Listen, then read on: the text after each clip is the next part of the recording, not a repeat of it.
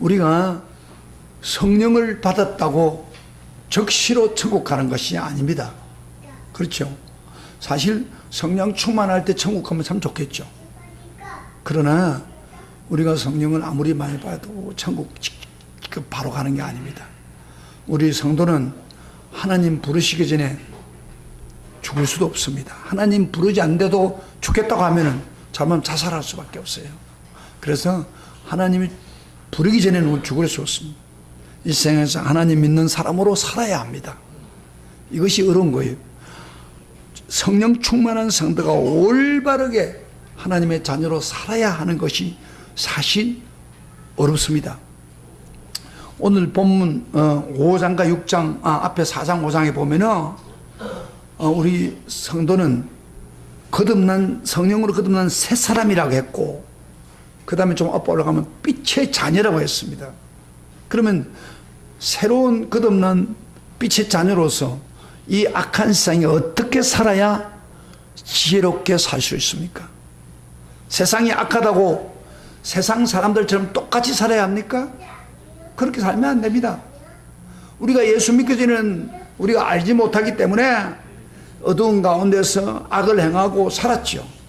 그러나 이제 우리가 성령으로 거듭난 새로운 사람이 되고 빛의 자녀가 된 이 마당에 세상 사람과 똑같이 살 수는 없습니다. 그러면 성령으로 거듭나고 성령의 은혜를 받아서 빛의 자녀로 살아가면은 어떻게 살아야 이 악한 세상에 물들지 않고 죄에 빠지지 않고 빛의 자녀로 지혜롭고 살 수 있을까요? 이것은 우리 성도 모두에게 아주 중요한 과제입니다. 이렇게 바로 살지 않으니까 오늘날 교인들이 손가락질 받습니다. 그래서 사도 바울은 에베소서를 통해서 그 빛의 자녀로서, 새로운 자녀로서 어떻게 죄 짓지 않고 지혜롭게 살 수 있을까? 이것을 오늘 본문에 말씀하고 있습니다. 자, 이거 굉장히 중요한 요지입니다. 그럼 어떻게 우리가 약간 지혜롭게 살까요? 본문에서 확인해 봅시다. 우리 15절부터 18절까지 읽으면서 여러분은 발견해 보시길 바랍니다. 이렇게 대조를 해놓고 있어요. 무슨 일이 그 성경을 두 가지로 대조를 하면서 계속 진전하고 있습니다. 우리가 한번 읽어봅시다. 시작. 그런즉 너희가 어떻게 행할지를 자세히 주의하여 지혜 없는 자 같이 하지 말고 오직 지혜 있는 자 같이 하여 세월을 아끼라. 때가 악하니라. 그러므로 어리석은 자가 되지 말고 오직 주의 뜻이 무엇인가 이해하라. 술 취하지 말라. 이는 방탕한 것이니 오직 성령으로 충만함을 받으라. 사도 바울은요, 여기 성경을 대조를 해놓고 있습니다. 어리석은 자가 어리석지 않은 사람, 여기 대조를 지혜 있는 사람, 지혜 없는 사람 대조를 하면서 또 더 진전해 나갑니다. 그 처음 보면 저 15절에 보면은 지혜 없는 자 같이 하지 말고, 그래서 지혜 없는 자 같이 하지 말고, 그 다음에 대조해야죠. 오직 지혜 있는 자 같이 하라. 이렇게 대조해 놓잖아요. 지혜 없는 자 같이 살지 말고 오직 지혜로운 사람이 되라. 대조하고 있죠. 그 다음에 17절에 가서는 더 진전해 가지고 대조하고 있습니다. 17절 봅시다. 어리석은 자가 되지 말고, 그 다음에 지혜 없는 자가 되지 말라. 어리석은 자가 되지 말고 지혜 없는 자가 되지 말라. 그렇게 연결하고 있습니다. 이렇게 아까 지혜 없는 자라고 해놓고 그 다음에 이제 그러면 어리석은 자가 되지 말라고 연결하고 있습니다. 그리고 대조에서 뭐요? 오직이라는 말을 또 계속 써요. 오직 주의 뜻이 무엇인가를 이해하라 그랬어요. 그러니까 오직 주의 뜻을 알고 행해라 그 말입니다. 그래서 오직 지혜 있는 자의 삶이 바로, 지혜 있는 삶이 바로 주의 뜻을 이해하는 삶이라고 이야기를 진전하고 있고, 또 18절에서 또 두 가지를 대조하고 있습니다. 자, 뭐라고 합니까? 술 취하지 말라. 술 취하는 삶은 뭐가 같다는 거예요? 바로 지혜 없는 삶이고 어리석은 삶을 술 취하는 삶으로 연결하고 있습니다. 그 다음에 또 대조해서 술 취하는 삶을, 왜냐하면 방탕한 것이기 때문입니다. 그리고 또 대조해서 오직 뭐요? 성령 충만을 받아라 그랬어요. 그러니까 지혜 있는 삶을 어떻게 해요? 바로 주의 뜻을 이해하고 뜻대로 사는 것이고, 그 다음에 더 나아가서 오직 성령의 충만을 받는 것이 바로 지혜로운 삶이와 그 말이에요. 조금 복잡하기는 합니다만은 이것을 대조해서 진전하고 있는 거예요. 바울은 굉장히 중요한 이야기를 하고 있습니다. 자, 그러면 바울의 말씀을 좀 정리를 해볼게요. 두 가지 면에서. 하나는 지혜 없이 사는 어리석은 자는 어떤 사람이라고 했죠? 예? 바울이 진전하면서 바로 술 취하는 사람이라고 했습니다. 어떤 사람이라고요? 지혜 없이 미련하게 살고 어리석게 사는 사람이 누구라고요? 술 취하는 사람이다 그랬습니다. 오늘날 한국에는 담배가 건강하지 않다고 텔레비에서 막 광고를 하고 그래요. 막 담배를 피우면 막 이게 썩어 들어가는 걸 보여주고 싶어요. 그런데 술 취하는 것에 대해서는 나쁘다고 광고 안 합니다. 살다 술과 담배는 다 나쁜 거예요. 그런데 왜 담배는 다 그래 놓고, 담배는 못한 거 놓고 술 취하는 것은 나쁘다고 말하지 않습니까? 너무 술 취하는 것에 한국에서는 너무 관용해요. 아마 내가 볼 때는 그래요. 술을 파는 그 주류업 사람들이 술을 팔기 위해서 공무원이나 일반 사람에게 막 뇌물을 먹이는 것 같아요. 여러분, 미국 여러분요, 총기 사건 많이 일어나잖아요. 총기 사건 일어나면 학생들이 데모하고 난리가 나지요. 그래도 굽적하지 않습니다. 왜 그런지 알아요? 총기를 파는 사람들이 돈을 가지고 막 뿌리는 거예요. 정치가들에게 뿌리고 막, 심지어 트럼프까지도 그 말도 안 해요. 다 죽어가고 있는데도 불구하고. 이게 돈 뇌물이에요. 우리 한국도 지금 그런 것이 눈에 보여요. 목회자 눈에 보면은 담배는 어떻게 막 잘못했다고 하고 뭐 담배 피지 말고 막 담배 피는 공간 따로 놔놓고 술 먹는 거는 전혀 말하지 않습니다. 말하지 않고 또 어떤 면에서는 담배 못지않게 술이 너무 사람들에게 많은 해로움을 주는데도 불구하고 말하지 않습니다. 사실 여러분 보세요. 술 먹는 것 때문에 가정이 파탄납니다. 술 먹는 사람들에게 나라가 파탄나는 거예요. 범죄에 많은 프로테즈가 술 먹고 일어납니다. 그런데 또 술 먹는데 너무 관용해요. 이게 오늘 한국에 가면 썩은 부분이에요. 이게 술 취하지 말라, 이는 방탕한 것이니 성경은 분명히 이야기합니다. 술은요, 사회만 파괴시키는 게 아니라 자기를 파괴시켜요. 그래서 술 먹으면은 정말 좋지 않아요. 술 취하는 거. 전에 제가 언제 우리 형님 이야기를 했죠. 우리 형님은 몸이 굉장히 건강한 사람이에요. 그런데 술 먹고 나중에 위가 빵꾸가 날 정도가 됐는데도 또 술 먹은 거예요. 그러다가 객지에서 술 먹고 심장마비가 해서 죽었어요. 우리 형님 나이가 10년을 더 살아야 될 사람이 10년을 단축시켜 버렸어요. 이게 무서운 겁니다, 술이. 여러분, 여기 술 먹는 사람이 많이 없으니까 이렇게 신경 안 쓰는데 실질적으로 술이 무서워요. 성경은 술 취하라 마라, 이런 방탕한 것이. 우리 형님이 원래 술을 많이 먹은 사람 아니에요. 청년 때는 술 안 먹었어요. 그런데 학교 교사다 보니까 교사들은 이제 이렇게 학부모 찾아가면 막 술 한 잔씩 항상 대잖아요. 그게 한 잔씩 먹고도 먹고 나중에는 술독에 빠지는 거예요.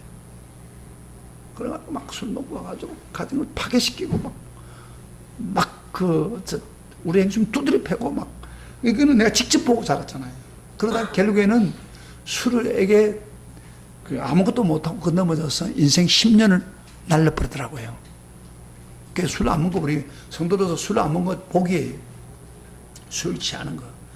그런데 여기서 그 술에 대한 이야기를 하다가 그래서 나중에 저번 주에 어땠냐 뭐요? 술 취하면 천국을 유업으로 못 받는다고 했어요. 계속 술 취해 사는 사는데 그 사람 죄 짓고 사는데 무슨 천국을 갈 수 있지? 꿈에도 그러지 마라 이 말이에요. 그렇게까지 이야기했잖아요. 여기 술 취하지 말라는 말은 단지 음료수로 술을 먹지 말라는 말입니까? 여기에 넓은 의미가 있습니다. 술 취한 것처럼 우리가 세상에서 주님 외에 다른 것 취해가지고 세속화 돼가지고 취해가지고 자기 취미에 취하고 뭐 그 나쁜 것에 취해가지고 사는 거 똑같아요. 그런 사람도 이게 좋지 않아요. 죄를 짓고 사는 사람들. 그걸 이야기하는 거 다 포함되는 거예요. 그러면서 뭐라 했어요? 오직 성령의 충만을 받아라. 이게 굉장히 술을 취하면서 인생을 예수님에게 취하지 않고 그렇게 살면 가장 어리석은 사람이다 하는 것을 성경은 강조하고 있습니다. 한 가지 더 진리를 또 우리 한번 봅시다. 그 본문에서 우리가 빛의 자녀로 성령으로 거듭난 성도로서 이 악한 세상에 죄 안 짓고 어떻게 살아야 지혜롭게 산다고 합니까? 또 한 가지 뜻을 또 이야기하지 뭐요? 주님의 뜻을 먼저 알아야 된다고 했어요. 주님의 먼저 뜻을 알아야 그 뜻대로 살 거 아닙니까? 그러면 주님의 뜻이 구체적으로 사는 게 뭡니까? 바로 진절하면서 뭐예요? 오직 성령의 충만한 삶이다 그랬습니다. 오직 성령 충만을 받으면요 지혜로운 삶을 살게 된 거예요. 성령 충만한 사람은 하나님의 뜻을 따라 살다 보니까 그걸 어떻게 돼요? 하나님 주신 축복을 누리고 사는 거예요. 그래서 지혜로운 사람이에요. 그래서 성령 충만하면은 하나님이 내게 원하는 뜻을 내가 감지할 수가 있어요. 여러분요, 하나님의 뜻은 나에게 하나님 원하는 뜻은 뭐예요? 성경에 다 나올 수도 있고 나에게 성경 읽어도 깨닫지 못할 수 있어요. 오늘 설교를 들어도요 이게 내게 하나님 뜻인가 잘 모를 수 있어요. 그러나 성령이 충만하면은 성령께서 여러분들에게 이렇게 사는 게 바로 하나님 뜻이라는 것을 깨우쳐주는 거예요. 그래서 그 뜻대로 살게 되는 거예요. 그래서 성령 충만이 바로 지혜로운 삶이고 하나님 뜻을 따라 살다 보니까 이 생에서 하나님 주신 복을 받고 사는 축복의 원리를 우리에게 말하고 있습니다. 그래서 성령 충만은 바로 지혜롭게 사는 거예요. 자, 지혜로운 삶, 잘 잊어버리니까 선생님 하면 좀 이렇게 설명하면 막 머리가 잘 안 들어가는 사람이 있어요. 지혜로운 사람은 한마디로 내가 대답해 보세요, 여러분들. 지혜로운 삶은 어떤 삶이에요? 성령 충만. 성령 충만. 오직 성령 충만으로 사는 사람이에요. 다른 건 뭐냐도 이거 잊어버리면 안 됩니다. 왜 그렇습니까? 왜 성령 충만으로 사는 사람입니까? 성령 충만하면 하나님의 뜻을 따라 살 수 있기 때문에. 할렐루야. 아멘. 어리석은 사람은 어떤 사람이라고요? 가장 어리석은 사람은? 바보 같은 사람은? 술 취해가지고 인생에 술에 빠져 사는 사람이에요. 여러분, 술 취한다는 말하고 성령 충만을 딱 대조해 놓고 있습니다. 이 사람은 어디라도 취하고 살아갑니다. 빠지고 사는 거예요. 술에 빠진 것처럼 뭐요? 성령에 빠지고 살아라. 그런 이야기예요. 여기서 말하는 거예요. 그러면 지혜로운 삶이다. 이 말이에요. 죄 안 짓고 승리하며 살 수 있다. 그 말이에요. 할렐루야. 할렐루야. 이 말을 조금 제가 분석해 보겠습니다. 오직 성령의 충만을 받으라는 말은 그 현재 명령형입니다. 그 헬라의 원어에 보면은 현재 명령형이 있어요. 과거 명령형이 있고 현재 명령형인데 현재 명령형은 우리 한국 문법으로는 현재는 현재예요. 그러나 그 헬라어는 현재도 되지만 또 하나는 진행형이 됩니다. 이게 문맥적으로. 그래서 지속적으로 계속 성령 충만을 받고 살아라. 그런 의미입니다. 이게. 그래서 우리가 성령 충만을 받으라 말은 오직 성령 충만을 계속 받으라 그런 이야기야. 성령 충만한 말은 뭐라고 했어요? 오직 성령을 계속 받으라 그래. 계속 진행하면서 계속 받고 살아라. 한번 수련회 가서 성령 받고 끝나지 말라 이 말이에요. 계속 성령에 충만해서 성령의 지배를 받아라 그런 이야기. 그게 성경의 원뜻이에요. 왜? 진행형이니까. 그런데 많은 경우는요. 한번 방금 받고 한번 수련회 가서 성령 충만 다 했다. 그러다가 먹대로 살아가요. 성령 충만한 삶이 이어지지 못해요. 이게 제일 아름다운 게 이 바울이 말하고 있는 것은 그게 아니에요. 성령은 받았습니까? 그렇다면 이 성령 충만을 계속해서 유지해라 그런 이야기. 성령 충만, 성령의 지배를 받아라 그런 이야기. 성령에 빠져 살아라 그런 이야기.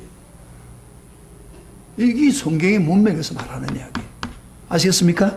여러분, 성령에 빠져 살고 있습니까? 성령의 지배를 받고 있습니까? 계속 성령 충만합니까? 아니요. 다소 나쁜 사람 많아요 지금. 그렇게 살면은 삶의 연결이 안 되기 때문에 우리 삶이 변화되지 않습니다. 그때는 기뻤죠, 좋았죠. 그러나 뭐요? 이제 연결이 안 되니까 삶으로 나가지 못하는 거예요. 제가 저번 주에는 성령의 충만함에 대해서 두 가지 현상을 이야기했죠. 여러분, 자꾸 잊어버려서 내가 반복하는 거예요. 두 가지. 하나는 성령이 나타날 때 두 가지 나타난다고 해서 하나는 뭐예요? 성령의 열매. 열매는 뭐예요? 성품이 변화되는 거예요. 내 마음에 성품이 변화되고 그 다음에 그것을 행하다가 열매가 오는 거예요. 까지, 그렇죠? 사랑, 희락, 화평, 오평 이런 거 다 있죠. 그 다음에 또 성령의 은사에 대해서. 은사는 뭐예요? 성령의 그 열매와 차이점이 뭐예요? 아리까리합니까? 딱 그 부분 차이 뭐예요? 성령의 열매는 자기를 변화시키는 거예요. 자기 성품을 변화시키고 그 다음에 열매를 맺게 되는데, 그러나 대표적으로 성령의 은사는 예, 그 남에게 유익을 주는 거예요. 공동체에 있는 사람 유익을 주는 거예요. 그래서 은사가 다른 사람에게 유익을 주기 위해서. 그래서 한마디로 말하면 무슨 얘기냐면, 지혜롭게 사는 사람은 뭐냐? 성령을 이 사람들은 계속 추구할 때 일어나는 거예요. 계속 추구하면 성령의 열매가 주렁주렁 열리기를 원하고, 그 다음에 또 성령의 은사가 계속 나타나서 다른 사람들에게 영향을 끼치는 그런 은사를 누리면서 활성화하면서 사는 것이 바로 뭐요? 여기서 말하는 지혜로운 삶입니다. 그렇게 사기를 축복합니다. 아멘. 설교 듣고 끝나지 마세요. 이 설교 듣고 이런 진리를, 귀중한 진리를 듣고 끝나버린 사람 많아요. 이건 맹심하고 살아야 되는 거예요. 또 그렇게 살려고 노력하고, 안 될 때는 회개하고 기도하고. 그것이 우리가 이 세상을 사는 축복입니다. 나하고 상관이 없다, 그건 아주 잘못된 생각들이에요. 그럼 오늘 본문에서 어떻게 항상 성령의 인도를 받고 성령의 충만을 계속 유지할 수 있을까요? 이게 굉장히 중요한 거예요. 이 성도들이요, 정말 항상 성령의 인도받고 항상 성령으로 충만함을 받고 산다면은 기가 막히는 거예요. 여기에 뭐 기쁨이 있고 평안이 있고 뭐 축복 다 따라오는 거예요. 이게 어떻게 하면? 여러분 한번 그럼 우선 질문해 봅시다. 항상 성령 충만 받고 성령의 인도 받는 것이 쉽습니까? 어렵습니까? 어려워요. 어렵죠. 한 번 성령 충만 받아서 막 기도하고 나면 막 성령이 임해요. 그런데 계속 받는 것, 계속 지배를 받는 게 쉽지 않아요. 그러나 잘 들어보세요. 하나님은 할 수 없는 것을 절대 우리에게 요구하지 않습니다. 하나님은 반드시 우리에게 요구할 때는, 오직 성령 충만 받으라 요구할 때는, 지배를 받으라 요구할 때는 반드시 하실 수 있는 방법을 제시합니다. 여러분 성경을 다시 보면요, 하나님 뭐 하라고 해서 그러고 막 하는 게 아니에요. 무슨 무도덕 하는 게 아니에요.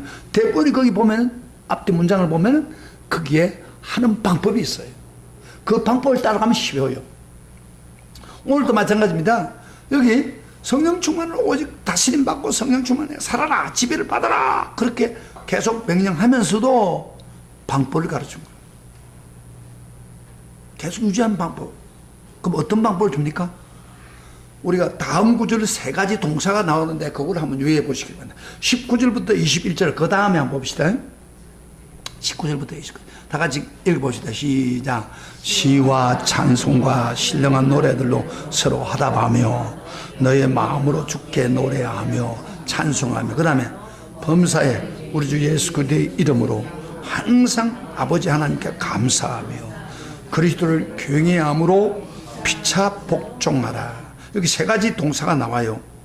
찬양하라, 그 노래하면 여러 가지 말이 나오죠. 그 다음에 하나님께 항상 감사하라. 그 다음에 서로 피차 복종하라. 이 세 가지 동사가 나와요. 우리는 우리 성경에서는 성령 충만 받아라, 그리고 난 후에 너희들은 뭐요? 찬양하고 항상 감사하고 피차 복종하는 것 식으로 나와요. 그런데 제가 이걸 원어를 보니까 이게 무슨 이야기냐면은 원어 성경에는 이 동사들이 분사행으로 되어 있습니다. 분사행. 분사가 뭔지 알죠? 요즘 배운 사람은 분사. 분사는 그 동사 앞 동사와 같이 행동하는 것을 분사라고 그럽니다. ing 영어로 ing 붙이죠. 그래서 이렇게 말합니다. 쉽게 말하면 찬양하면서 성령 충만 받으라 그런 이야기예요. 찬양하면서 성령 충만 받으라. 그다음에 항상 감사하면서 성령 충만 받으라. 이게 원칙 번역입니다. 이게 원어입니다.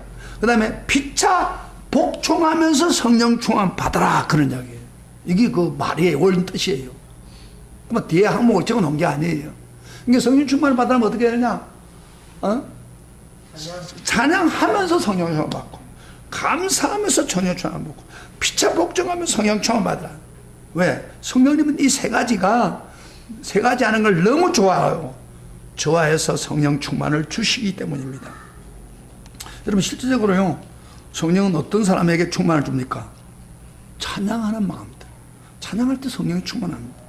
그리고 어떤 상황에서도 원망하지 않고 감사하는 사람의 성령님이 좋아해가지고 부어주기를 원하고, 그리고 인간관계에서 서로 하나님을 경외함으로 피차 복종하는 삶을 살 때에 성령을 부어주기를 원합니다. 그래서 오늘은 제가 구체적으로 성령 충만 유지 방법을 하나를 가르쳐대 두 가지만 먼저 시간이 가게 된 두 가지만 먼저 말씀드리고, 앞에 찬양과 감사 이야기만 먼저 드리고, 그 다음에 다음 주에는 제가 세 번째 피차 복종은 이거는 가족관계, 부부관계, 뭐 부자관계 다 나와요.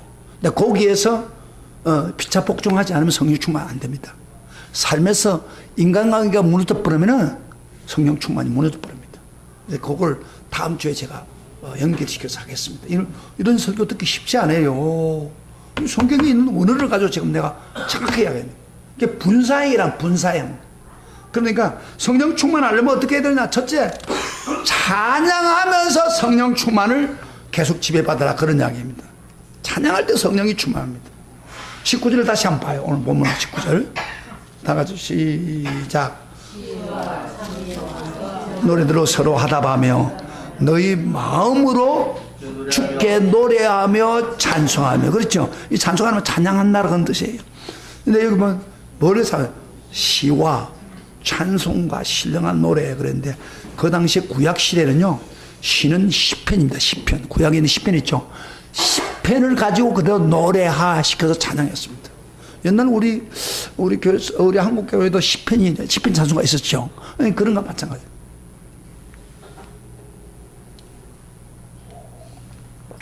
그 다음에 찬송, 일반 찬송가를 찬양하고, 그 다음에 신령한 노래. 신령한 노래는 영적인 노래죠. 영적인 노래를 우리가 서로 하랍하며 하나님께 찬송해라 그러는데,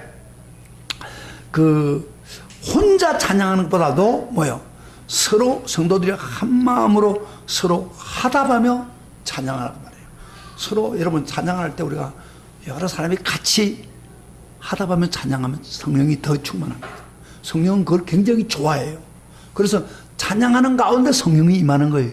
아멘, 아멘. 그래서 요새 부흥 집회 같은 나면 옛날처럼 동성기도 안 시켜요. 찬양 일어나서 찬양 한참 부르면 성령이 충만해요. 그렇게 찬양함으로써 성령이 역사하는 겁니다. 그리고 찬양할 때 중요한 건요, 성령이 충만할 때, 찬양할 때 여러 사람이 한 마음에 대해서 부르는 것도 좋지만 또 동시에 마음으로 하답이다. 마음으로 너희 마음으로 죽게 들.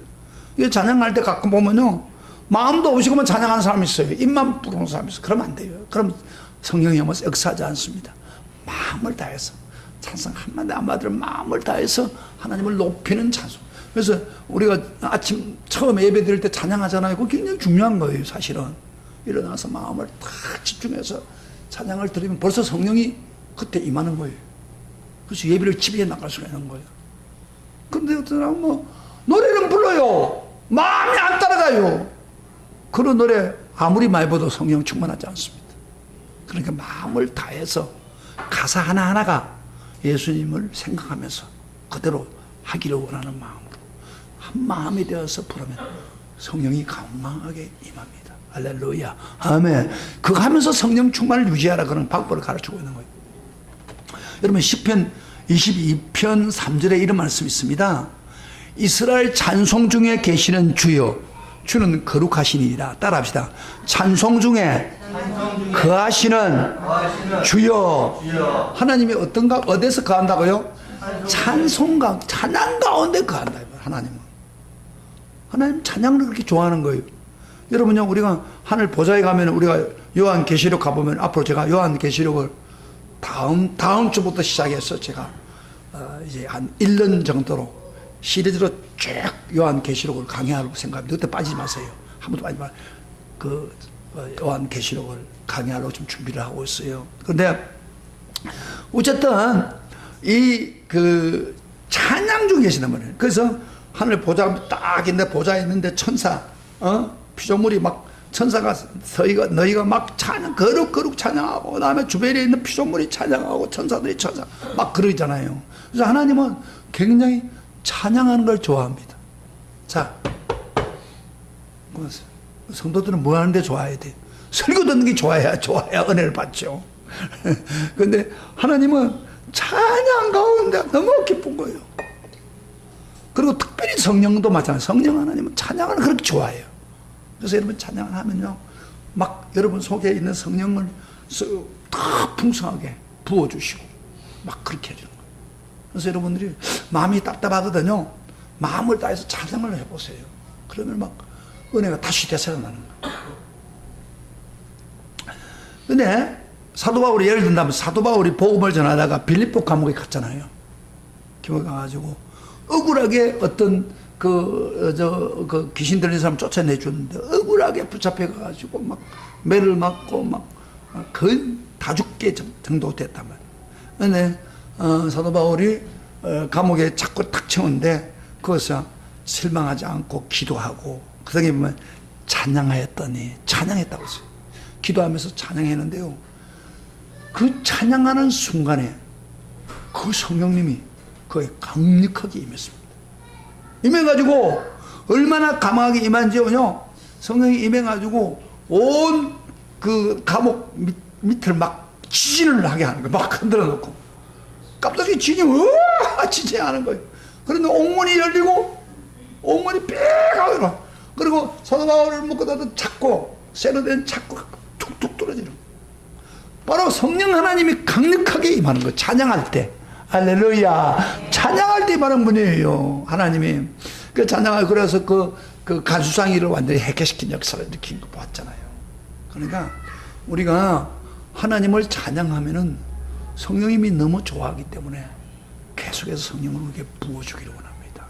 그리고 더 넘치도록 해주십니다. 할렐루야. 그 찬양을 좋아해야 돼요. 그래서 세상 사람들도 말이야, 노래가 좋아가지고 막 그 싱숭생숭한 노래들, 섹시한 찬송가 좋아해가지고 헬랄라 하고 있던데, 우리 기독교인들은요, 하나님을 찬양하면 성령을 막 부어주는데 왜 찬양을 안 합니까? 그게 안 좋은 거예요. 저는 이렇게 여행을 가면서 차를 가지고 운전해 나가다가 긴 거리를 갈 때는 찬양하면서 혼자서 찬양하고 나면 가슴이 뜨거워져요. 찬양을 하나님 너무 좋아하는 거예요. 근데 찬양은 잘 못하고 안 하고 세상 노래에 빠져 있으니까 쓸데없는 생각으로 가득 차죠. 찬양으로 한번 부화해 보세요. 그럼 막 은혜가 넘쳐옵니다. 예, 성령이 충만한 길이에요, 그게. 눈을 바짝 뜨세요. 귀를 확 뜨세요. 자, 그래서 성령이 충만할 때, 그 다음에 여러분 구약에 가면요, 여호사밧 왕이 있었는데, 유다 나라 여호사밧 왕인데, 모압과 암몬과 세일 주민들이 연합을 해가지고 쳐들어왔습니다. 그래서 여호사밧이 너무 그 연합군이 쳐들어오니까 큰 무리를 보고 이렇게 기도했어요. 하나님, 나는 대적할 능력도 없고 어떻게 할지 모르니 오직 주님만 바라봅니다 하고 부르짖었더니 하나님의 응답이 왔어요. 응답이 오면서 이렇게 응답이 왔어요. 너희는 두려워하지 말라. 그 큰 무리를 보고 두려워하지 말라. 이 전쟁은 하나님께 속한 것이니, 이 전쟁은 하나님께 속한 것이다. 너희들이 싸움이 아니다. 너는 가만히 있어 보기만 해라. 그 응답이 왔어요. 그때 여호사밧 왕은 전쟁을 보기만 하겠으니까 보고만 있기 좀 이상하지라 그러니까 전쟁 앞에서 사람들 앞에서 성가대 사람들 성가대 옷을 입혀가지고 사람을 앞에서 찬양대를 세워가지고 막 찬양을 부르고 있었어요. 찬양을 부르고 있는데 여러분 싸움할 때 전쟁에서 무기력한 싸우려 하고 찬양대 옷을 입고 찬양합니다 찬양하라 하고 부르고 앉아있으면 어떻게 되겠어요? 꼭 완전히 저는 거죠.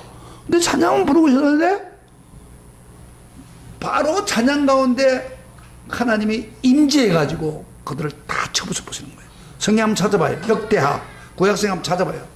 여러분 직접 눈을 보러 역대하 20장 21절부터 23절 같이 봅시다. 역대하 그 가운데 있습니다.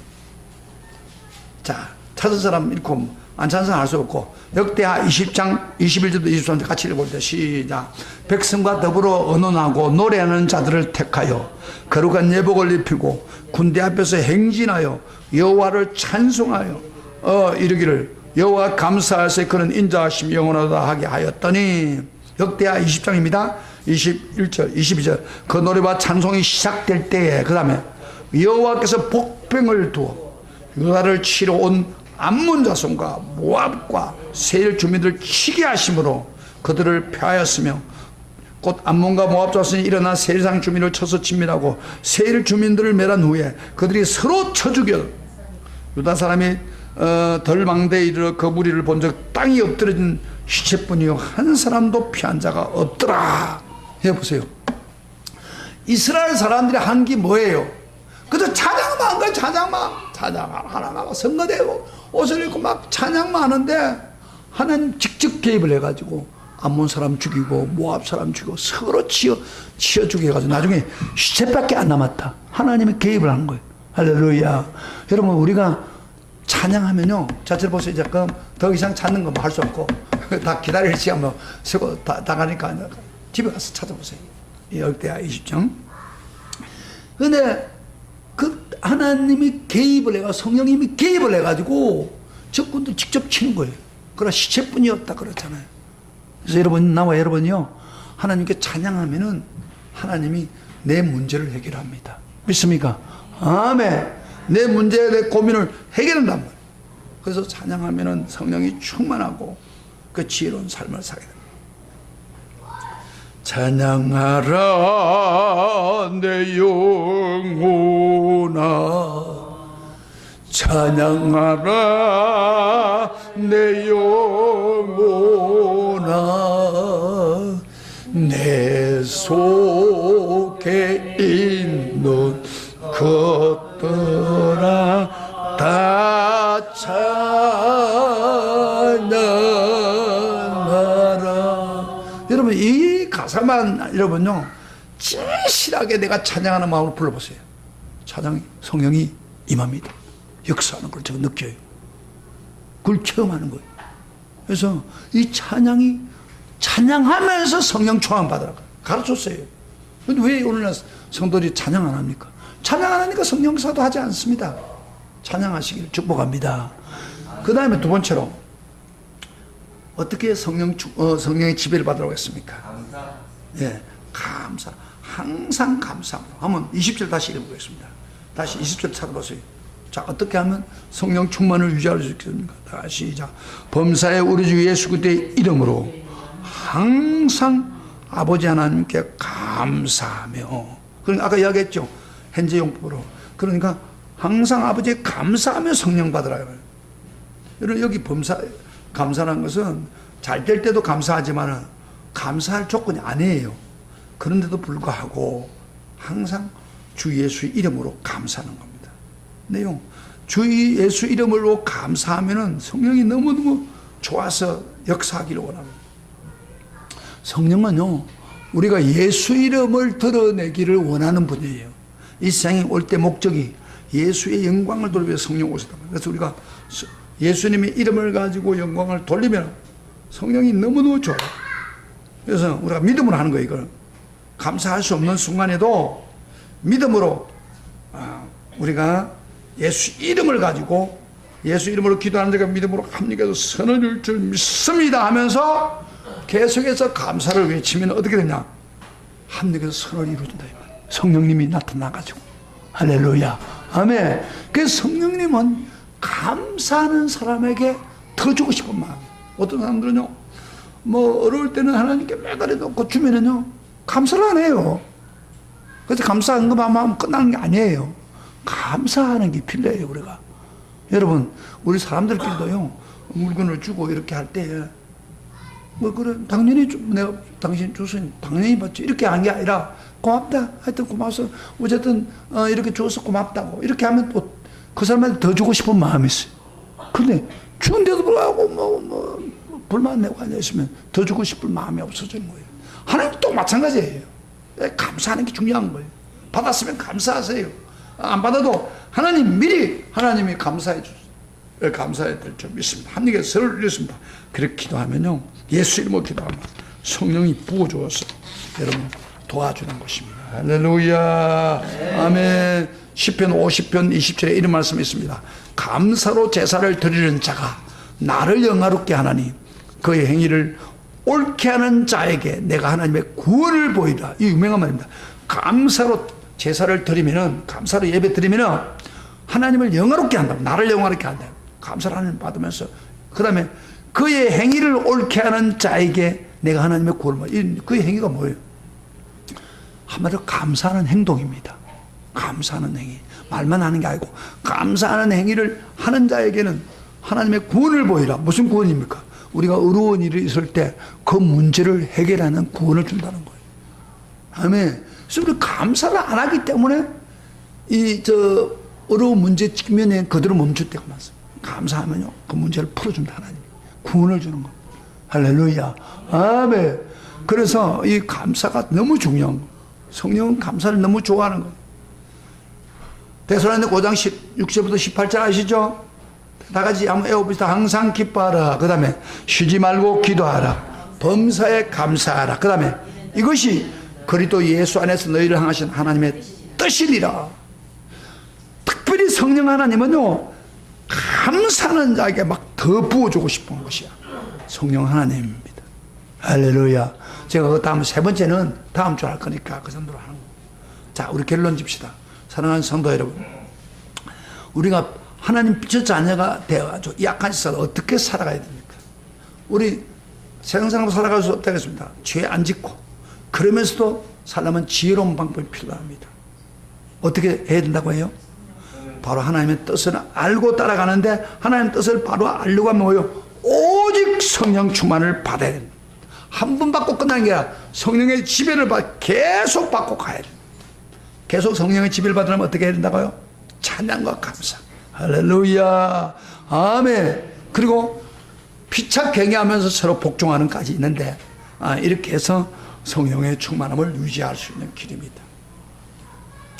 근데요, 놀랍게도 우리가 이 세상 살 때 성령 충만을 지배를 받고 찬양하고 감사하고 그리고 피차 복종하면서 살기를 원하지만,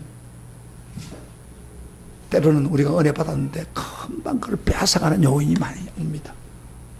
그렇죠? 은혜 받았는데 금방 빼앗아갈 요인이 많이 생겨요. 그 고비를 넘겨야 돼요. 고비를 넘겨야 돼요. 저에게도 성령이 충만하던 성령이 끊어지는 순간이 있습니다. 먼저 좀 솔직히 고백할게요. 여러분들 도움이 될까 싶어서 고백하는 거예요. 제 생일이에요. 어제 제 생일이에요. 70, 만을 따지면 70이에요. 70 정확하게 제 생일인데, 어제 이제 식사를 우리 식구끼리 하려고 했어요. 그래서 어디 집에 어디다가 예약을 했는데, 제가 거기 제 주톡이 큰 차가 빠져나가면 다시 들어오기가 쉽지 않아요. 그래서 내가 어떤 애 보고 나를 데려가라고 했더니 얘가 그걸 안 하겠다는 거예요. 굉장히 섭섭한 마음이 생기더라고요. 내가 오늘 생일인데 오늘 하루만은 내가 좀 대접을 받고 싶는데 그걸 안 하나 봐. 섭섭해요. 그래가지고 섭섭해서 제가 그럼 취소해라. 나 밥 먹고 싶은 생각 없으니까 취소해라. 취소를 해버렸어요. 그랬더니 아침에 이제 저는 또 아침에 와야 되잖아요. 새벽에 와서 기도를 하는데 기도가 탁 막혔더라고요. 그 성령이 충만했던 성령의 역사가 탁 딱 그 이렇게 빠져나간 것처럼 그런 거예요. 꽉 막힌 거예요. 그리고 여러분 기도가 막히면 기도가 안 돼요. 그래서 생각을 해봤어요. 하나님 앞에 기도하면서 주님, 내가 왜 이렇게 기도가 꽉 막혔습니까? 이런 말이에요. 하나님 말씀. 너가 대접받으려면 너가 먼저 남을 대접하라고 예수님 말씀을 깨우치는 거예요. 대접 성경은 말하기보다 대접을 받기 위해서 너가 먼저 남을 대접하라.